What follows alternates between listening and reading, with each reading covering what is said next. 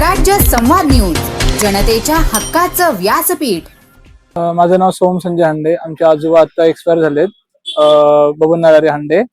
हे मला सकाळी दुपारी फोन आला इकडनंच की तुमच्या वडिला आजोबांची अशी बॉडी आम्हाला भेटली. फोटो आले होते, त्याच्या फोटोवरून मी सांगण्यास केली की हे आमचेच आजोबा आहेत, बबन नरारे हांडे. बबन नरारे हांडे. वय 89.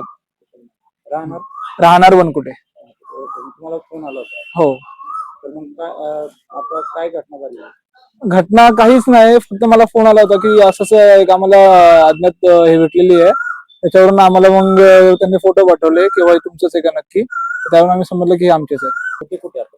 आता सध्या वनकुटेलाच राहिला होते. इकडे कुठे गेले होते, बाहेर गेले होते? इकडे मुंबईला आले होते आमच्याकडे. माझी आई आणि माझी बहीण मुंबईला असते, त्यामुळे आमच्याकडे आले होते.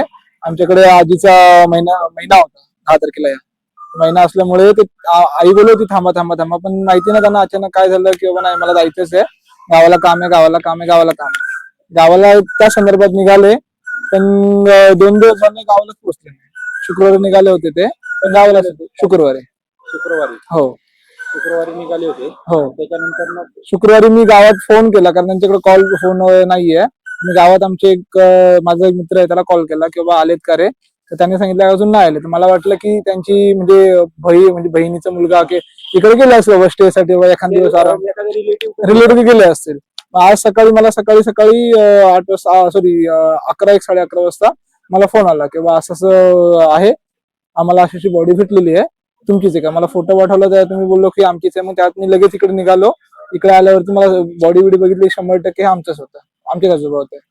म्हणजे काय कोणाची वाद वगैरे? नाही रे, अजिबात त्यांचा वादच नाही कोणाशी काय, असं काहीच नाही. आणि माझाही आमचाही वाद नाही कोणाशी काय. इकडे बॉडी कुठे भेटली? बॉडी मला पोलिसांनी सांगितलं की पारगावच्या इकडे त्या कुठला कोणाचं तरी शेत आहे, त्या शेताच्या कॅनलच्या इथे बॉडी भेटली. तुमची मागणी काय असणार आहे? नाही असं चौकशीची मागणी, बाकी दुसरं असं काही मला वाटत नाही की त्यांच्या बरोबर, कारण त्यांना एकतर अजिबात ऐकायला येत नव्हतं. म्हणून कोणाशी वाद गावामध्ये पण आमचे कोणाशी वाद नव्हते ना, कुठेच कोणाशी वाद काहीच नव्हते आमचे.